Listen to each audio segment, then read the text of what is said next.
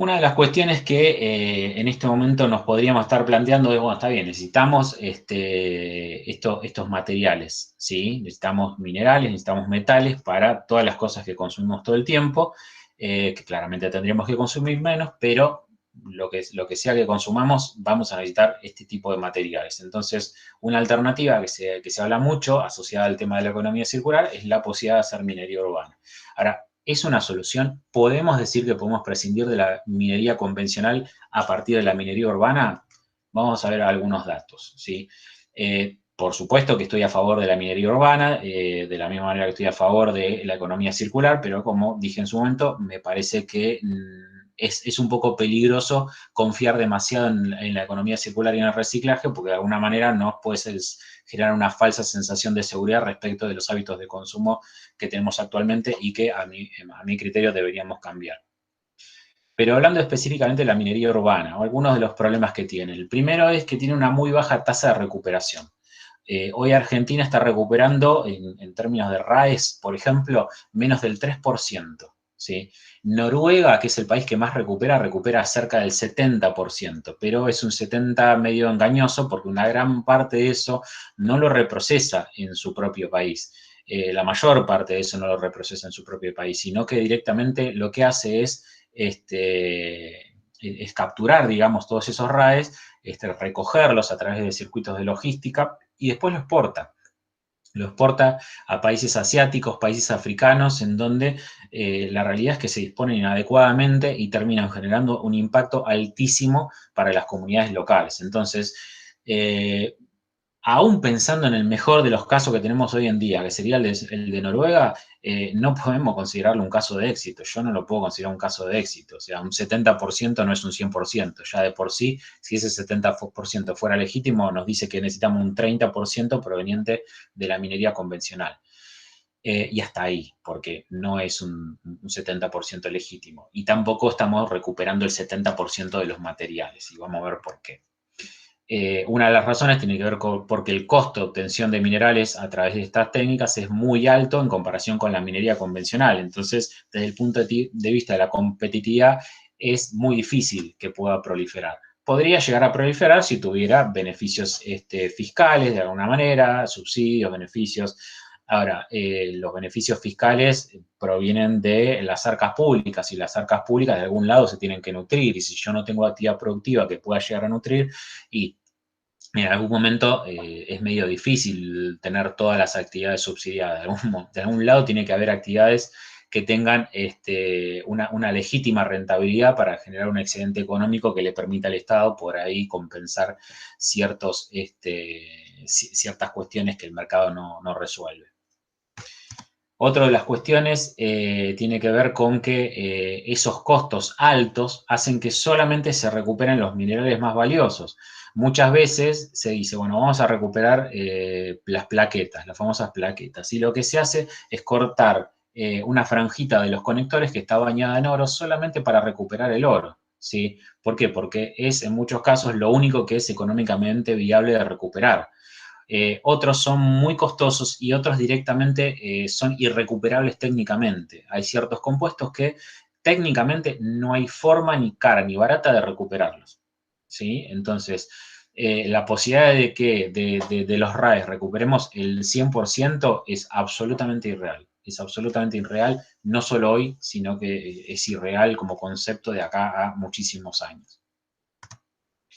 Y la última, y tal vez una de las más importantes, tiene que ver con que la recuperación de estos metales requiere de las mismas técnicas, las mismas sustancias que se usan en minería convencional. Si ustedes se ponen a buscar videos de YouTube sobre cómo recuperar oro de RAEs, de residuos eléctricos y electrónicos, van a ver un montón de videos de gente que de manera aficionada lo hace en sus casas utilizando mercurio. O sea, cosa más tóxica y peligrosa que el mercurio, ¿sí? No hay. Mercurio que después terminan inhalando o que termina en una cloaca. Eso de sustentable no tiene nada. Eso del punto de vista de la peligrosidad y del impacto en el ambiental es peligrosísimo, porque encima no se desarrolla en un lugar en donde no hay receptores humanos, se desarrolla en el medio de las ciudades, ¿sí? Así que el tema de la minería urbana como una solución, yo lo pongo muy, muy en duda. Para mí no es ninguna solución, es algo fundamental. El reciclaje es algo que se tiene que promover, que el Estado tiene que promover más y más, y que tiene que de alguna manera establecer criterios para que las empresas se hagan cargo de todo el ciclo de vida de sus productos.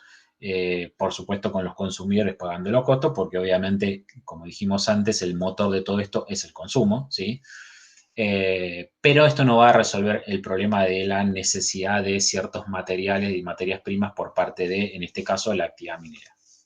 Entonces, esto lo podemos pasar muy rapidito para ahorrar un poco de tiempo. ¿Qué es la minería? Bueno, es una actividad primaria basada en la extracción de materiales para provisión de materias primas a los procesos industriales.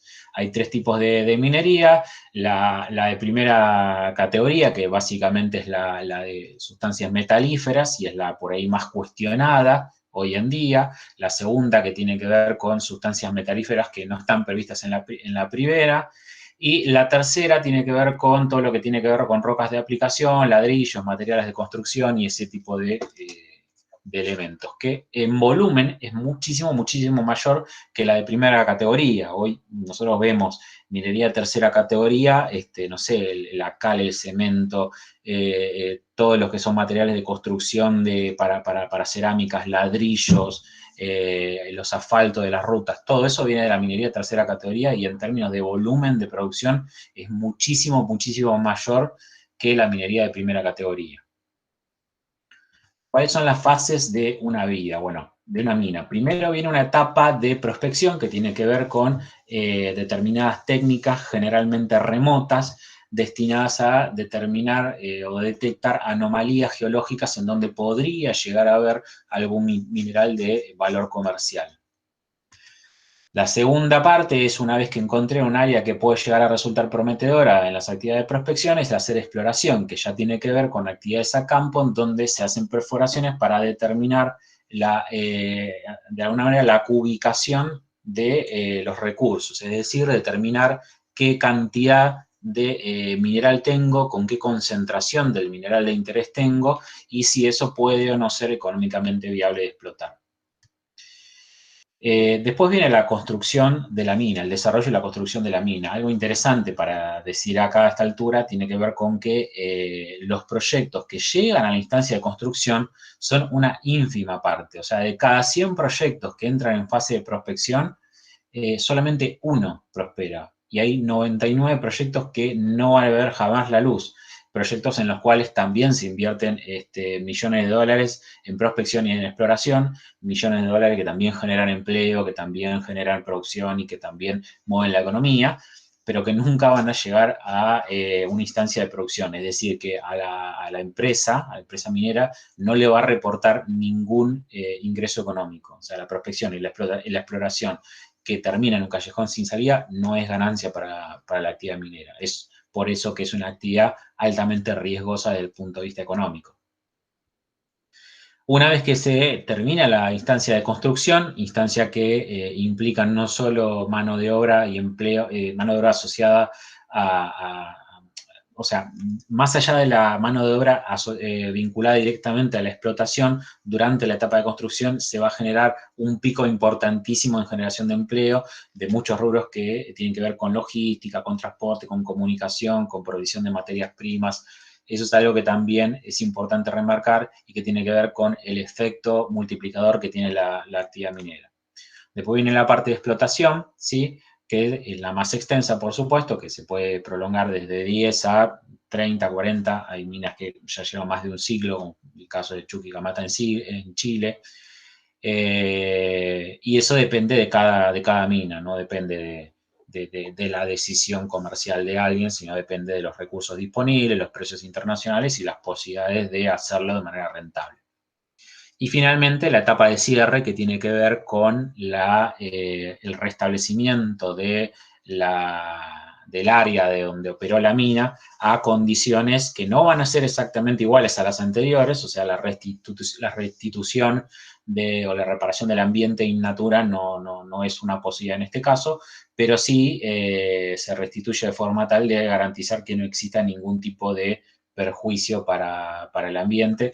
Incluso hay muchísimos casos en donde las minas luego del cierre tienen otros usos productivos, que tienen usos turísticos, usos agropecuarios, minas en donde se han puesto parques eólicos, fotovoltaicos y, bueno, muchísimas otras actividades.